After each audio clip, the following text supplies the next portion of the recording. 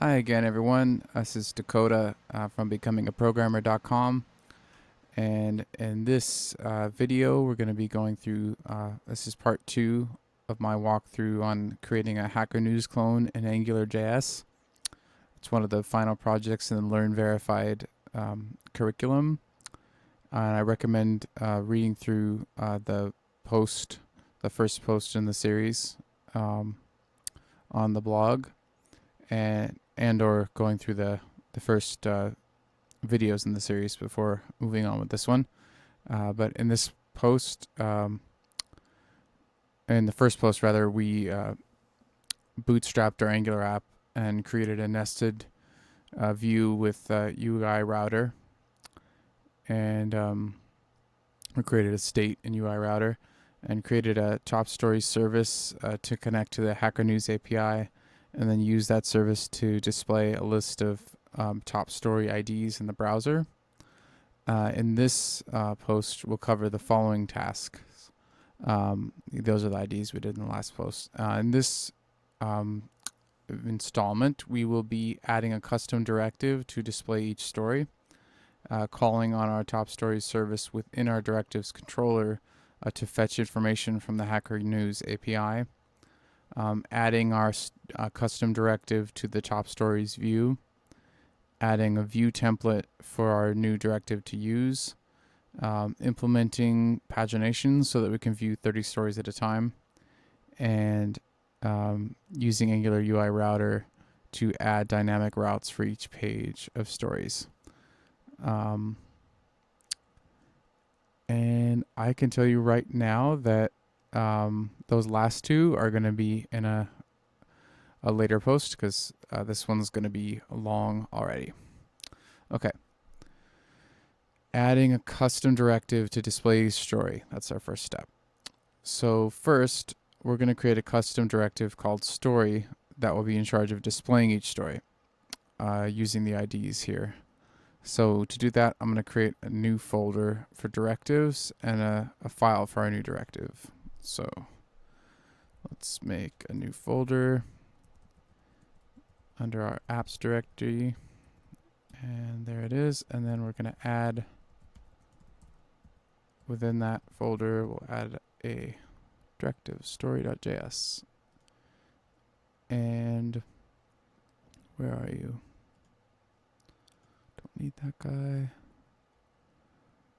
Apps directives, story.js.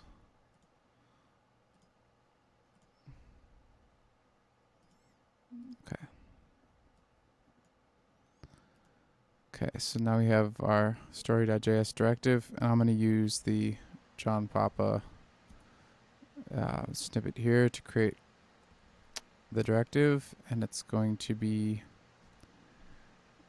oh, you know what? Before I get into this, I've run into this mistake enough times that I'm going to fix it right now before I even get into it. Let's add this directive right now. So without linking to the file, we could start debugging it and be like, why doesn't it work? And it's not even loaded. So do it now, get out of the way. Save that. Okay, good. So let me start this again. ng1 directive. Okay, we want module app, and then we're going to call it story. And it's really important that we use camel case here. So do it lowercase, because if you don't, Angular won't know what you're talking about and it won't work. Okay, so this directive is going to depend on the top stories service. So let's inject that. And then this will be a controller here.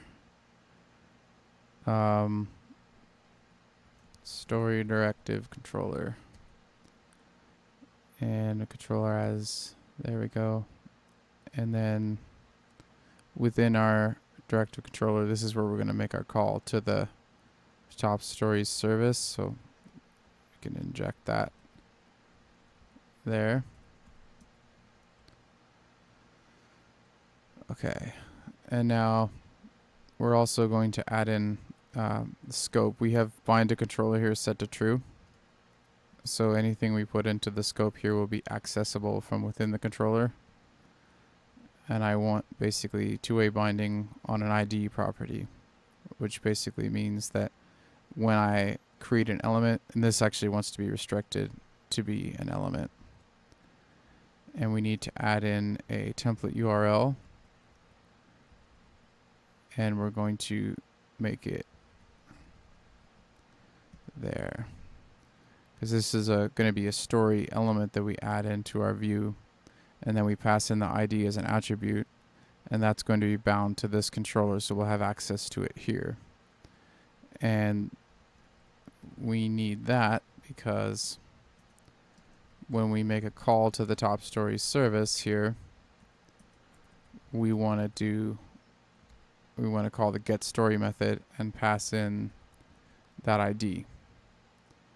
And then when we get the response here in this promise, we're going to set story equal to the response data.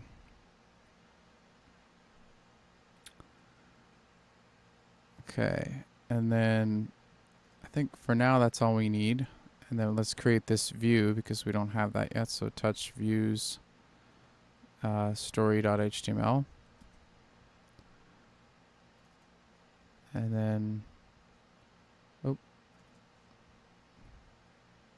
okay, so now just before we do anything special here, let's just say this is a story. And make sure the template's working. And then here, instead of the ID, we're just going to add a story element. So this should call on our custom directive if we did everything right. And we did. There it is. Okay, so now let's see if we can do something a little more interesting. Let's pass in the ID that we've got within this story variable within our ng repeat. And let's see what we get now. We should still actually get, this is, ooh, we get it once. Okay. Parse. We have a syntax error. Maybe I don't need the, I think I actually don't need the brackets here.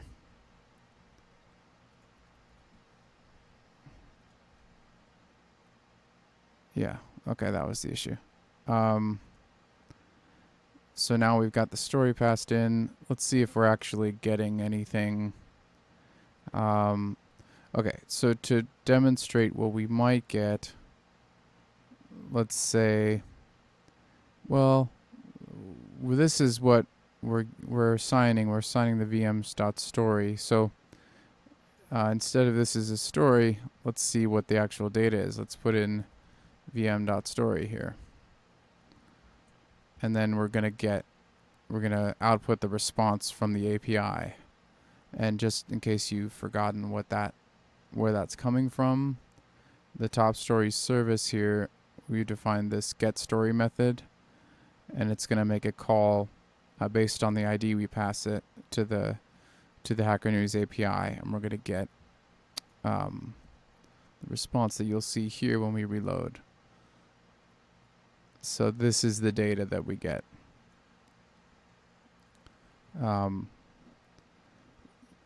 So now we have a bunch of stuff here. Okay. We have a bunch of the story objects and their returns as JSON strings. And we have the author with under like a by property, and then the ID, the score, the time code of the post, the title, the type, the URL, and kids. The kids are comments that are related to the story. Now that we have all the pieces set up, let's define some new properties for the data we need within our controller so that we can display them in the view. So first, let's take a look at one of the stories in Hacker News and see what data we're going to need. So looking here, you can see we got our title, and then we have the domain, And then we got points, the author, the time, a link to hide it, and comments. So let's go about adding that stuff. So first thing, let's add the number of the story to our Hacker News clone. Looking at this right away, you could see that we'd be better off using an ordered list than an unordered list. So let's open up our top stories view and switch that over to an ordered list. Okay. And then when we reload this, now I've got numbers. Okay, and then adding the linked title to our Hacker News clone. So now we can start defining the needed attributes in our custom directives controller object. And this is the story directive controller here. So we can do the title, and that set that to the title property there, and then we can do the URL and set that equal to the URL, and then we can make a tweak within this template. Yeah, let's wrap this in a div.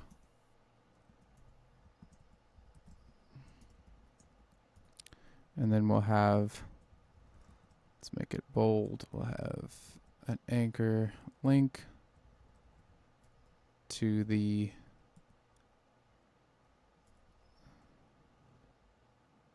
am I gonna need, yeah, vm.story. Oh no, I've done controller as here. No, I've done controller as VM. So I do VM dot URL,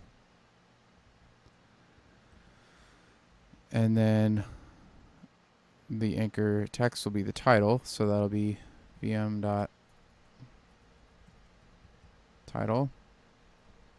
And we'll close the anchor link. And now clean that up a little bit.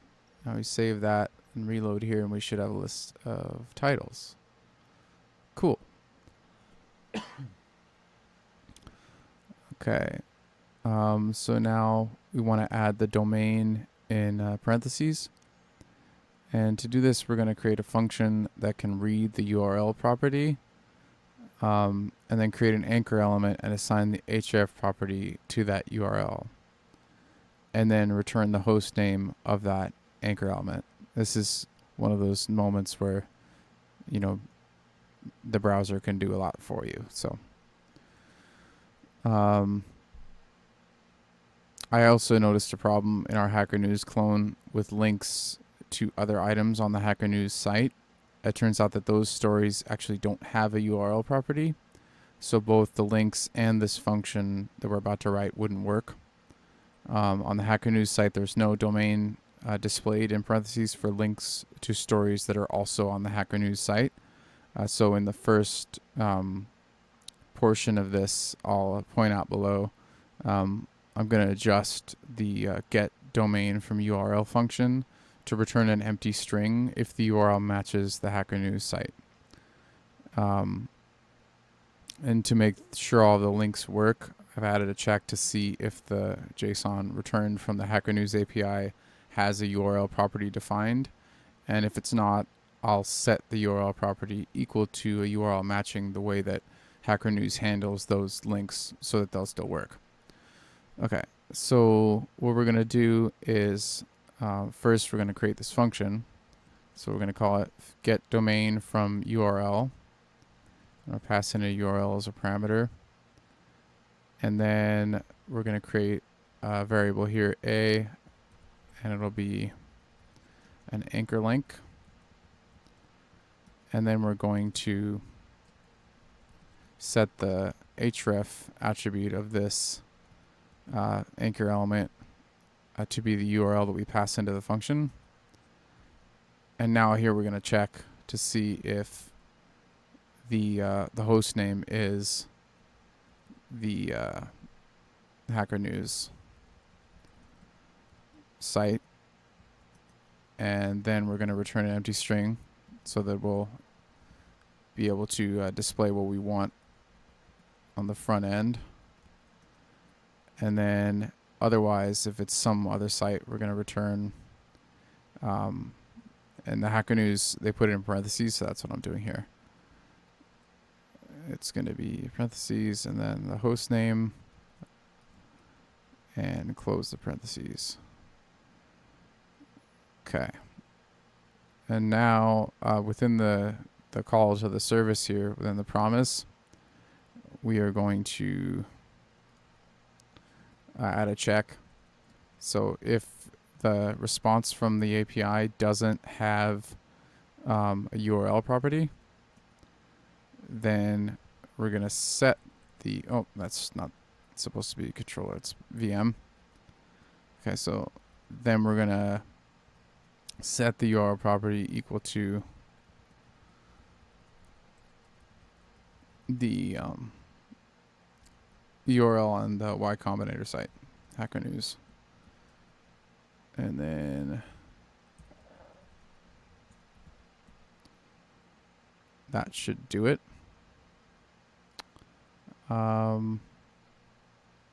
And then underneath this, we're going to do the domain property, and we're going to set that equal to the result of passing the URL to the getDomainFromURL function. And now we should be able to output the domain right after the title within the template here. And when we reload, we should see the host name. Yeah. So now we have the host names coming in after the titles. Okay. One thing, let's see if I can find an example of this, because I did run into a problem before. Or I guess I already solved this, but I want to try to find one that's also on the Hacker News site. So there should be some here that don't have anything added afterwards. God, it looks like all of these are linked elsewhere. Oh, here we go. Yeah, so if you see this one, if we click on this and open a new tab, you'll see that it actually is on the Hacker News site. And so it doesn't have the domain, and that's the behavior we wanted, because that's how it is on Hacker News. Okay, so now we want to add in the score. And this is on the second line. When you look at Hacker News, the score is down here on the second line. So first thing we want to do is get that from the API. And you can see this just under the score property. So what we need to do is add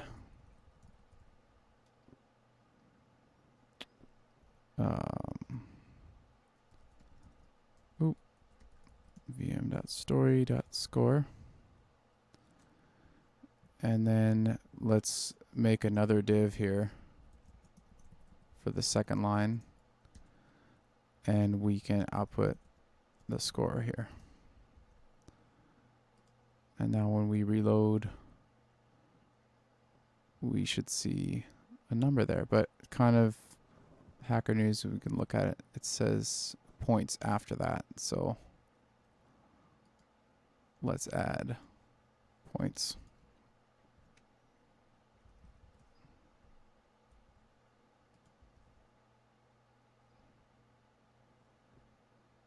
Yeah, there is a little bit of a problem there because that's plural.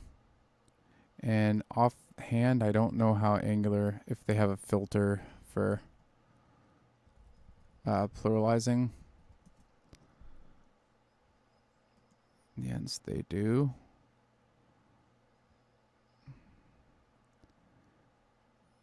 Nobody is viewing.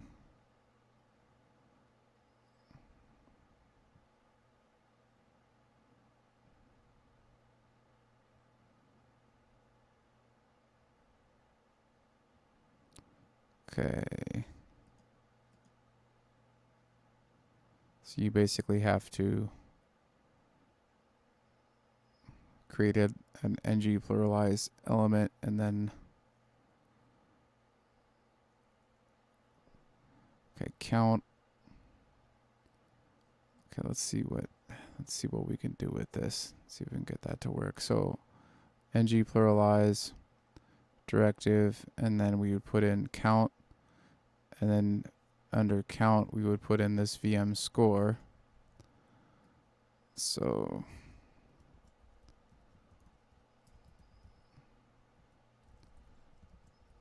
okay. Let me consult this again. And then when it has underneath that, so actually let me make sure I had the, okay. Let's put this on another line.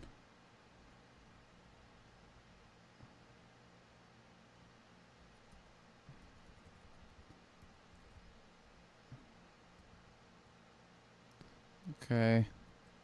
And then within the when attribute, we put in an object. Okay. In double quotes, and then everything inside is single quotes. I'm going to shrink this for a second because it's going to be annoying otherwise. And then we can close these temporarily. Okay, so when, actually I'm going to hide the sidebar too. When, okay, I need to pass an object in. And then make sure I'm closing that right. Okay. When 0 points.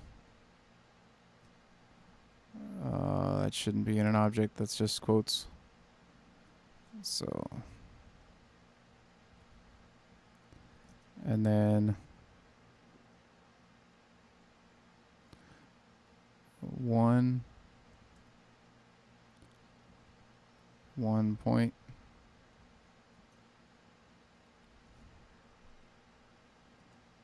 And then other.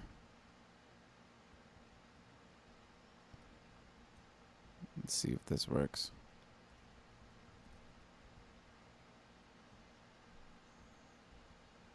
Never done this guy before, so we'll see if this is gonna do what we want. Sure did. Okay. I don't know if there's it probably would work better if we did that in the controller. But I may have to refactor that later because I don't see any syntax for that within the controller. So yeah, that's probably okay to do it in the view for now. Okay, so now we've got the number of points in there. And that's good. So we got the score. And let's go about adding the author. So now let's make this bigger again. I want to get back into my flow. Okay, so split this off, and I had the story directive open, which is what I want. That's where we were working. So we had the score, and now we need to add the author. And looking back at the API, you can see author is under by. So we can do vm.author. And then set that equal to vm.story.by. Okay, and then within this template here, we can add by vm.author.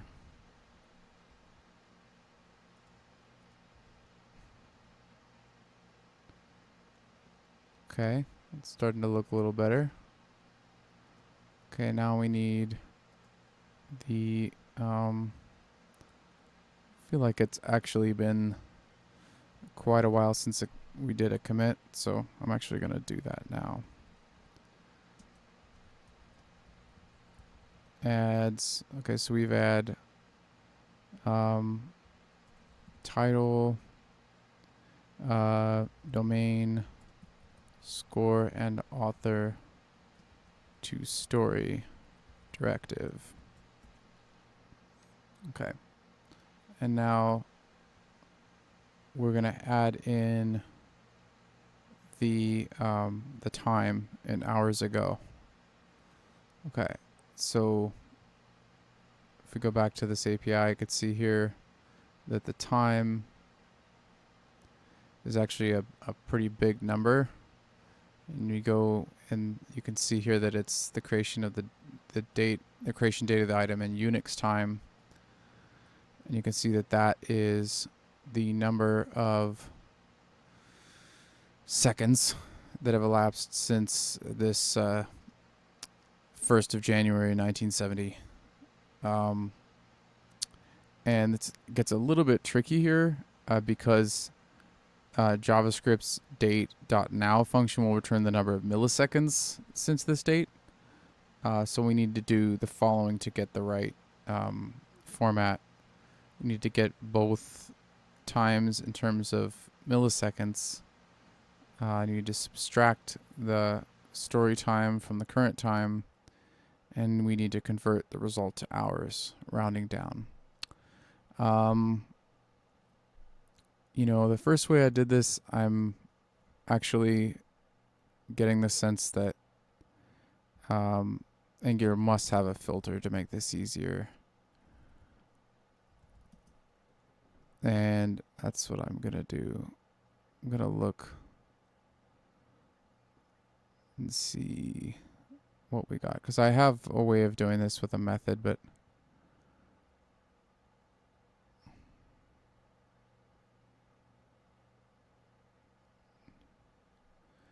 okay, maybe this is, it's looking like there isn't a direct, like built into Angular support for this.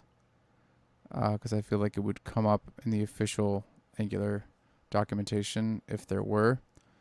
And given that, I'm actually going to show you my implementation of this because I think it's fine. It doesn't take too long. So what we're going to do for now is we're going to add this into the story directive here. And it's a function called getHoursAgo. And we're going to pass in seconds. Okay, and then what we're going to do is get a second difference between, basically between now and the time of the post. So what we need to do is take date.now, remember it's milliseconds, so divide it by 1,000, and now we have seconds since 1970, January 1st, and then subtract the seconds that were passed in, and that's going to give us the difference in seconds between the time of the post's publication and the current time. And then we're going to set the hours ago variable here equal to the second difference divided by 3,600. And then we're going to return the rounded down version of that. Okay. And now within this promise here that we get, the data we get back from the service, we're going to set the time equal to time here, but then we're going to actually also add in this getHoursAgo method. And that we're going to display in the view by putting in vm.time hours ago. And then when we reload this in the browser, we get a bunch of these, and they're, let's see, but we got this one here, we have 0 hours ago. So we want, I doubt that it's like, we actually want this to be minutes in that case. So what we need to do is make an adjustment here to our method. And what we do then is we say if the second difference is less than 3600, which is this current case we just dealt with, then we're going to set a variable minutes ago. Actually, we don't even need to. Yeah, we do. Okay, minutes ago is equal to the second difference divided by 60. We don't need to, but it's just clearer to say it like that. So now we're going to return the rounded down version of minutes ago plus minutes ago. And then we don't need to have this hours ago because it won't always be accurate. And then in the other case, which we just had, we can put all this code. So, okay,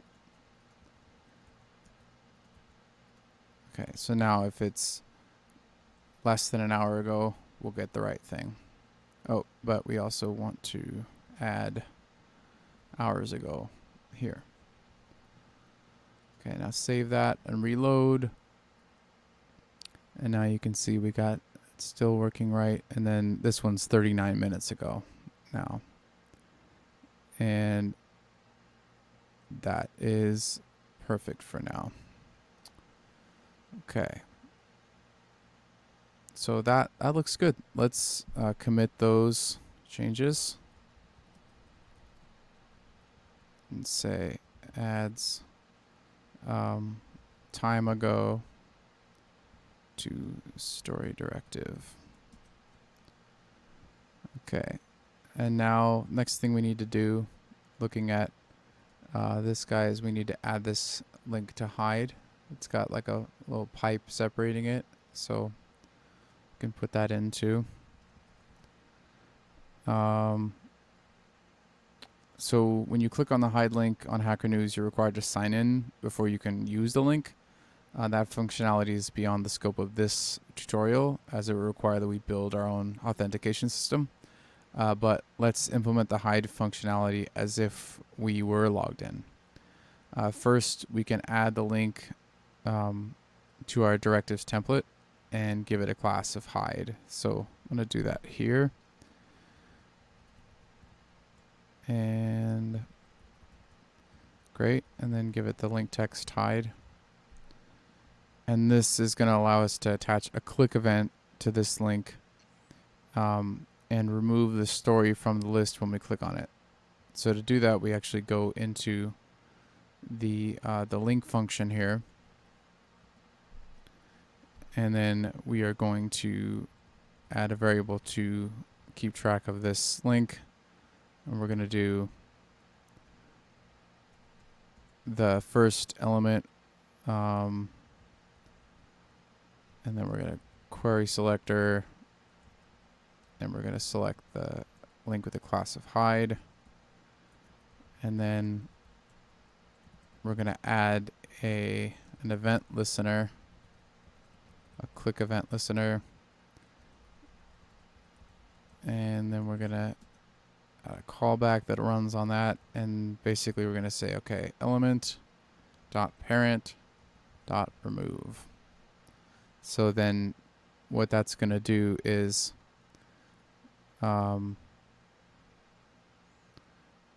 basically, you know, looking at this, I'm thinking that might not be enough to make this work. But, well, the element basically is the whole deal. So, and this should be element. Let's give this a shot. I'm not sure this is going to work yet, but okay, so we have the hide link, and yep, that's working just fine. So element parent is basically the the outer element that's wrapping the whole deal. And even though we have two separate divs here, element within the link function refers to the entire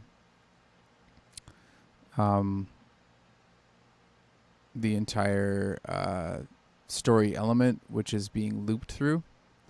Like, for instance, this is the element, and then this is the parent. So there's a list item that's actually being deleted.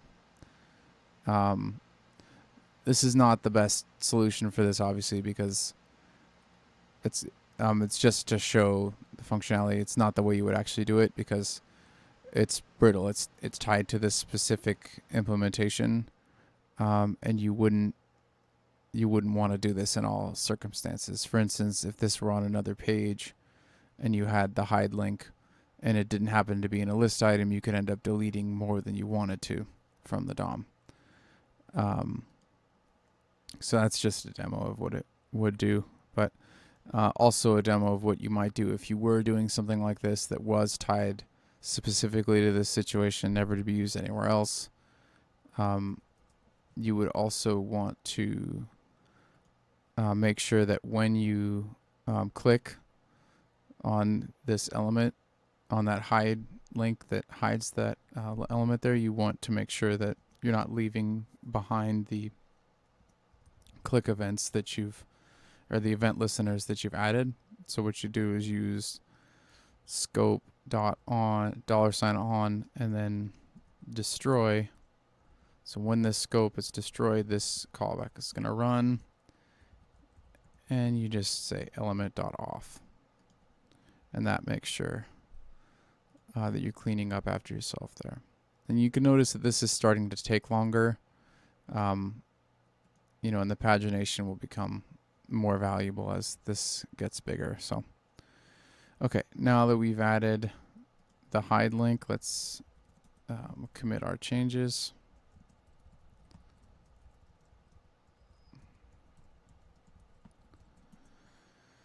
Okay.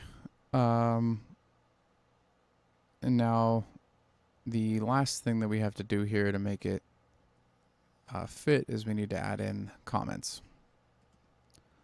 So let's add in another pipe there. And then to get the number of comments, let's look and see at the API what we actually have to look at. So we have kids. That's what the comments, and it's basically an array of IDs. So we need to get the length of that array. So what we're going to want to do for that is to create a function that's going to return the length of that. Well, I just this I'm revising. I've already written this up in a blog post, and I'm kind of going through it with you, but I think this is another instance where ng pluralize would actually work quite well. Certainly doesn't look as good as my solution, but just for the sake of argument, let's see what happens. So we want to do, and we have to pass this to the view. So basically what we do in the directive is we set vm.num comments equals vm.story.kids.length.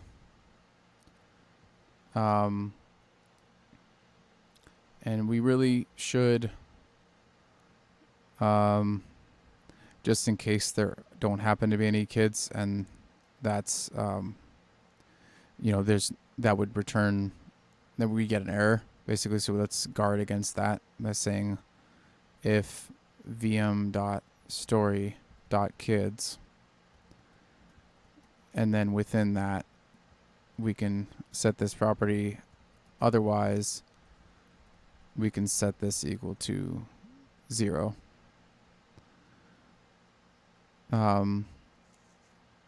Okay.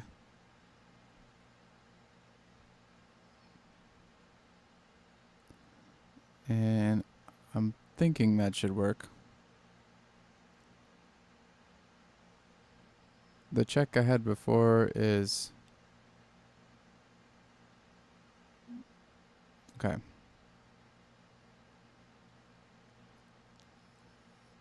I think that's fine. I'm not sure we need that, but let's use it. So then vm dot num comments, and then we pass in the when object,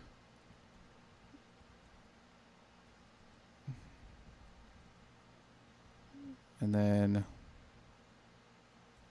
basically we only have one case or two cases here. So if it's one, we want to say one comment, and if it's anything else, we want to say whatever else comments. And then we'll close it. And we can reload it. And we see we've got what we want. This is actually going to turn into a link later to comments. And I'm going to check and see if this is going to actually work or if we're going to need to. I'm pretty sure that that's not going to work for us actually. Because we're going to, at the very least, it's going to be ugly as hell.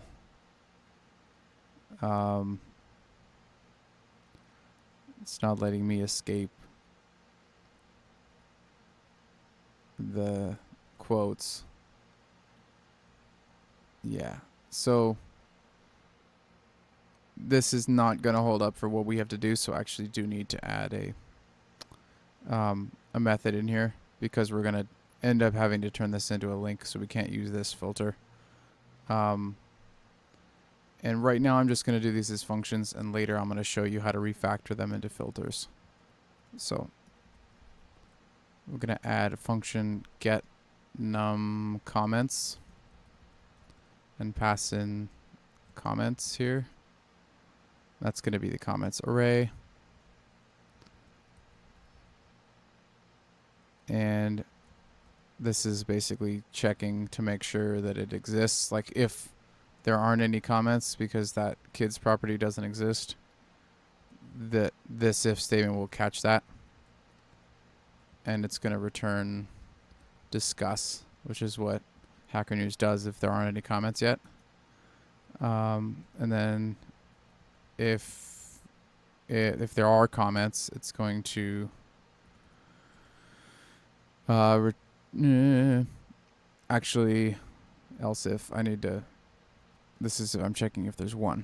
So if comments dot length is 1, then we're going to return 1 comment. And then finally, if it's not, let's return comments.length plus comments. Okay, now that method is going to return what we want, and we can go down here, and since we're already handling that case, we can just go vm.num comments is equal to get num comments of, then we're going to pass in the array of comments. And then if this happens to not exist, if that's, if it's undefined, it'll be caught here and we'll get discuss back, and that'll be assigned. So then here we can put in vm.num comments. And when we reload, we should see the same thing that we saw before. Yeah, and let me see if there's, yeah, so here we see discuss. There weren't any comments on that one. Okay, so that's now working how we expected. So let's commit that.